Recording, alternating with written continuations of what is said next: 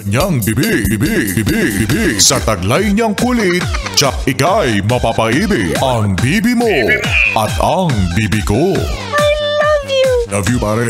Bibo! Bibo!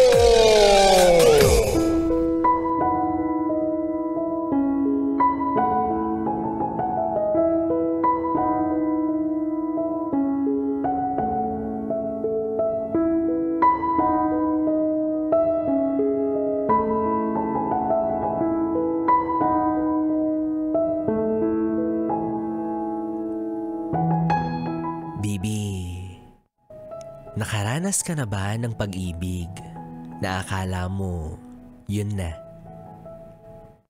Akala mo hindi na matatapos pa. Akala mo kayo na talaga. Pero lahat ng yun, puro lang pala akala.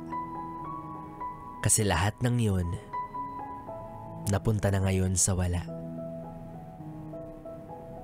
Sinusubukan mong iligtas sa bingit ng hiwalayan yung relasyon ninyo, pero parang ikaw na lang pala yung mag-isang lumalaban.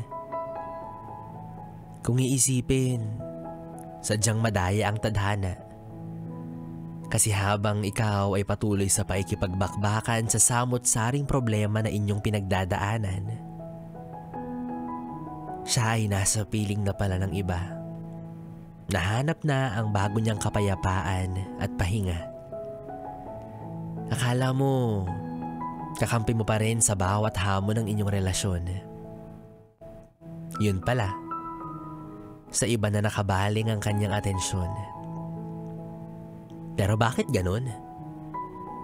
Kahit tapos na para sa kanya yung kung anong meron kayong dalawa, tila hindi ka pa rin makaalis sa gera.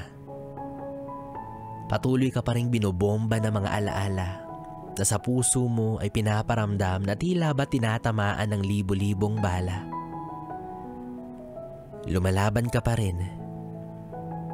Umaasa na muli kang mamahalin. Kahit pa sinabi sa'yo na tigil na, umusad ka na rin. Hindi ka pa rin nagpapaawat. Kaya yes, friend. Tama na. Suko na. Sige na. Magpahinga ka na. Ibaba mo na ang sandata. Kasi sarili mo na lang ang iyong kakampi at kalaban. Pero kung ayaw mo pa talaga, bahala ka. Patuloy mong bombahin ang puso mo ng pag-asa na babalik pa siya. Patuloy mong putukan ng iyong isipan ng imahinasyon na muli pa kayong magkakabalikan. Kahit na siya, may iba nang pinuputukan. Anong pinuputok? Baka nagaano na sila ngayon, nagpuputukan sila ng tigyawat ng bago niyang jowa. Yan, medyo kadiri.